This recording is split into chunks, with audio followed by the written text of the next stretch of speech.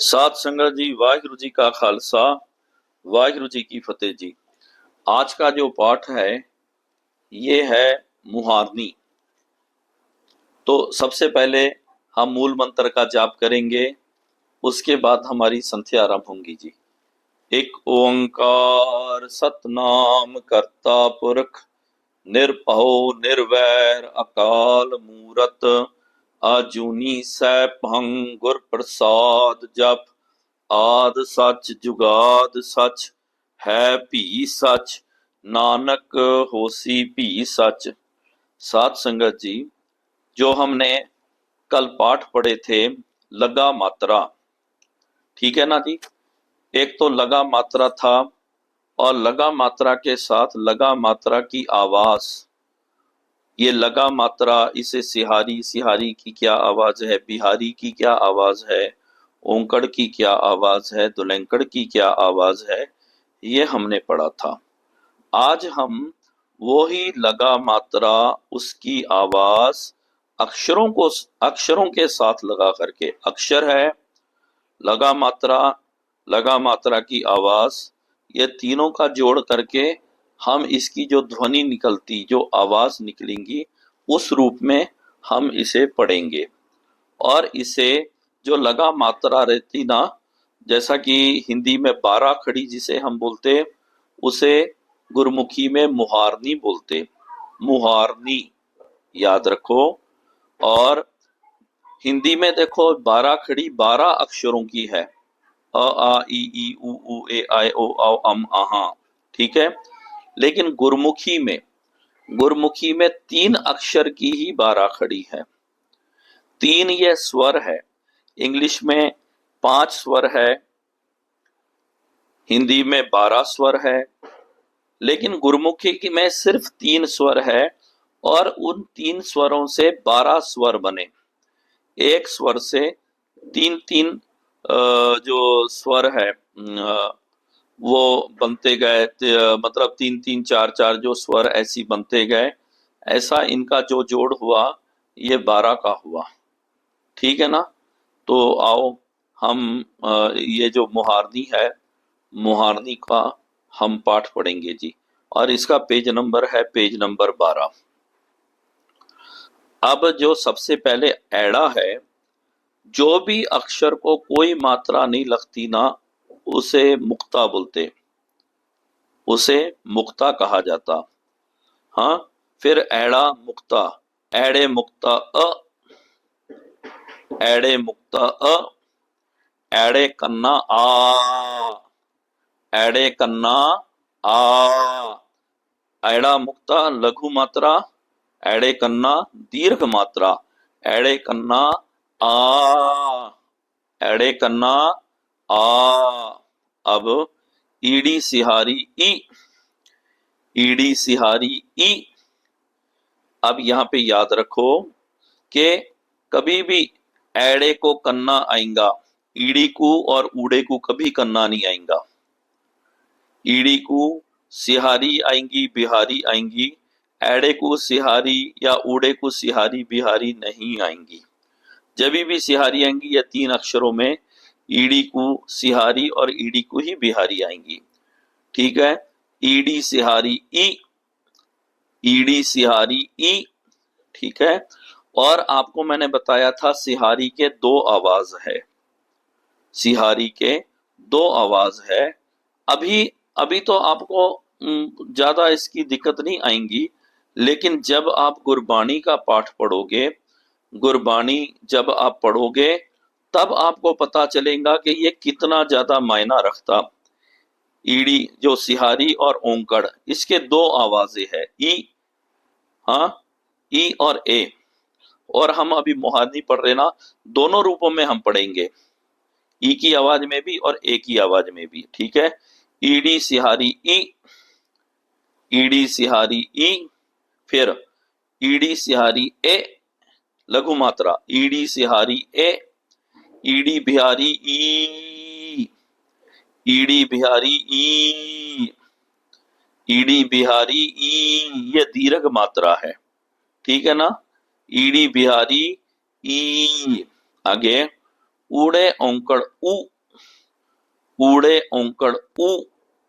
और याद रखो औंकड़ दुलैंकड़ ऊड़े को ही लगेगा, एड़े को और ईड़ी को कभी भी नहीं लगता। ऊड़े औंकड़ ऊ, ठीक है। और ऊड़े का औंकड़ की दूसरी आवाज है ओ, ठीक है।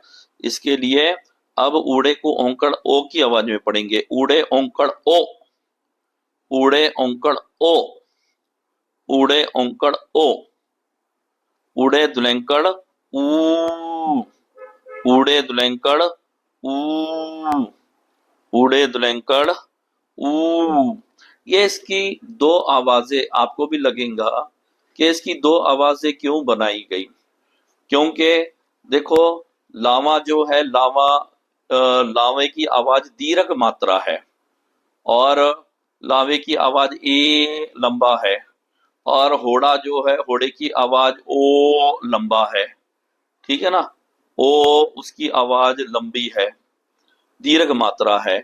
लेकिन अगर हमने क्या लघु मात्रा में ए और ओ बोलने का, तो उसके लिए क्या करना पड़ेगा, सिहारी लगानी पड़ेगी। लेकिन सिहारी की आवाज बढ़ जाएंगी ए हो गया तो वहां पे लावा लग गया, ठीक है ना। लेकिन अगर सिहारी है तो ए की आवाज में। अगर औंकड़ है तो ऊ, अगर हम उसे ओ बोल के पढ़ेंगे तो वो होड़ा बन गया। तो जब भी ओंकार लगेगा ये याद रखो, ऊ या ओ लघु मात्रा में पढ़ना, ठीक है।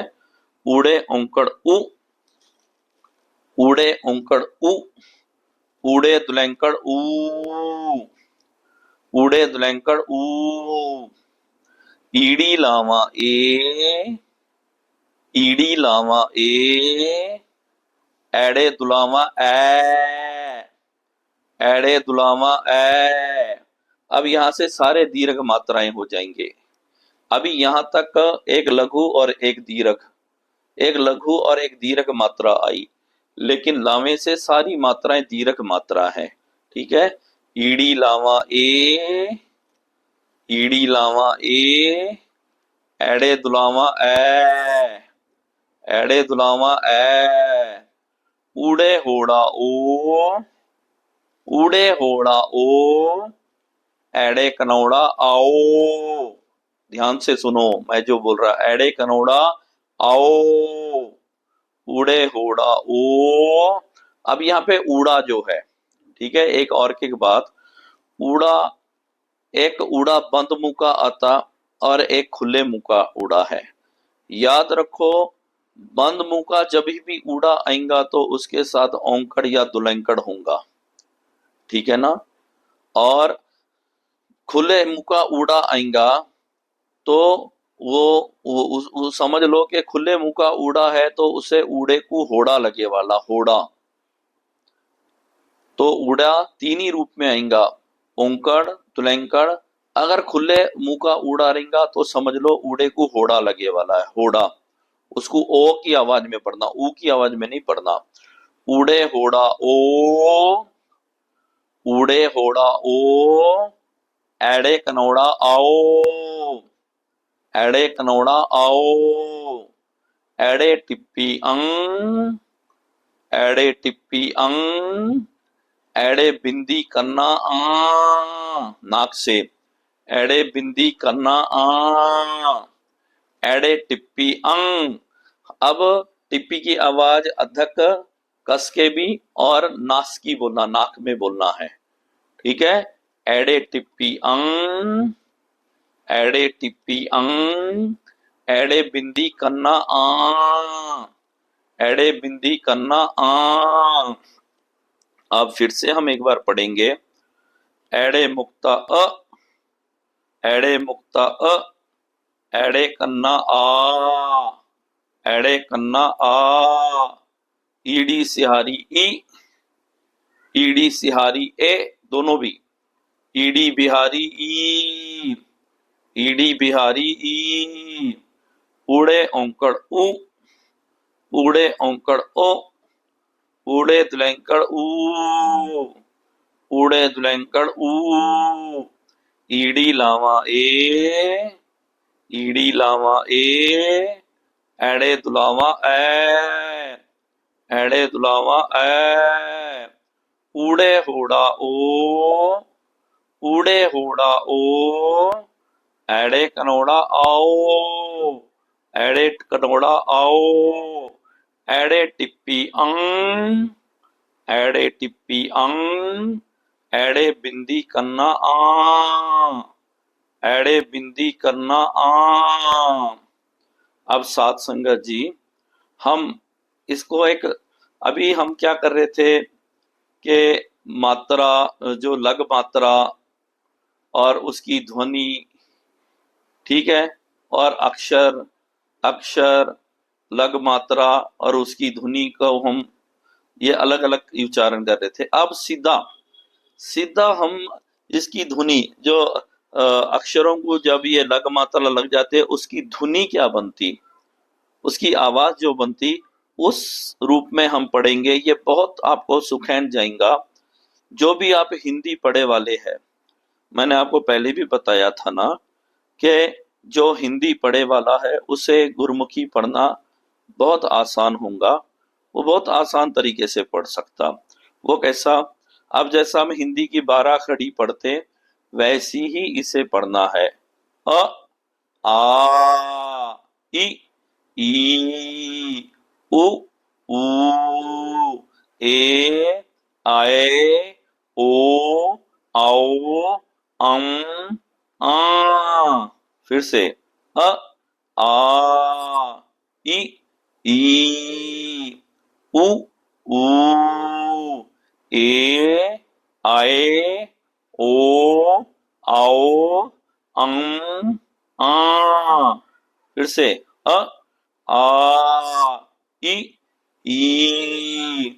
उ, ऊ, ए, आए, ओ, आओ, आ। इसे आप बहुत अच्छी तरीके से याद करो, क्योंकि आगे सारे अक्षरों को अक्षर बदल जाएंगे, मात्रा वैसी रहेंगी, वो अक्षर को लग करके उस अक्षर के साथ उसकी मात्रा लगा करके उसकी ध्वनि हमने बोलना है। ये पहली लाइन अगर आपको अच्छी याद हो गई तो आप सारे अक्षरों को ये मात्राएं लगा करके पढ़ सकते जी। हाँ जी, वाहिगुरु जी का खालसा, वाहिगुरु जी की फतेह जी।